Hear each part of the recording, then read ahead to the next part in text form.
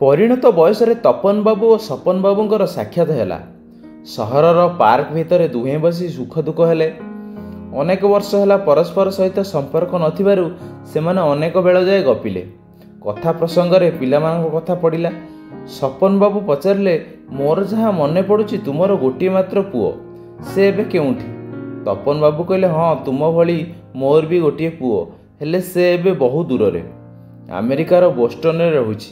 ଆଜିକୁ 10 ବର୍ଷ ହେଲା ସେ ଆସିନାହିଁ। ତାର ସେଠି କାମ ଜୋର, ବହୁତ ବ୍ୟସ୍ତ। ବରାବର ଫୋନ୍ କରୁଛି ଏବଂ କହୁଛି କାମରୁ ଫୁର୍ସତ ପାଇଲେ ଆସିବ, କିନ୍ତୁ କାମରୁ ଫୁର୍ସତ ମିଳୁନାହିଁ। ତାପରେ ତପନ ବାବୁ ଟିକେ ନୀରବ ରହି ପଚାରିଲେ, ଆଉ ତୁମ ପୁଅ? ସପନ ବାବୁ ଦୀର୍ଘଶ୍ୱାସ ପକାଇ କହିଲେ, ମୋ ପୁଅ? ସେ ତୁମ ପୁଅଠାରୁ ଆହୁରି ଦୂରରେ, ଏତେ ଦୂରରେ ଯେ କହିଲେ ନ ସରେ। ତପନ ବାବୁ କହିଲେ, କିନ୍ତୁ ତୁମେ ପୁରା କହୁଥିଲ ଯେ ତୁମ ପୁଅ ବୋହୂ ତୁମ ଘରର ଉପର ମହଲାରେ ରହୁଛନ୍ତି ବୋଲି। ସପନ ବାବୁ କହିଲେ, ସେଇଟା ତ ବିଡ଼ମ୍ବନା। ସେ ଉପର ମହଲାରେ ରହୁଛି ଅଥଚ ଆମ ସହିତ 4 ବର୍ଷ ହେଲା କଥାବାର୍ତ୍ତା କରୁନାହିଁ। ଆମେ ଅଛୁ କି ମଲୁଣି ତାହା ବୁଝେ ନାହିଁ। ଗୋଟିଏ ଘରେ ଆମେ ଅପରିଚିତଙ୍କ ଭଳି ରହୁଛୁ।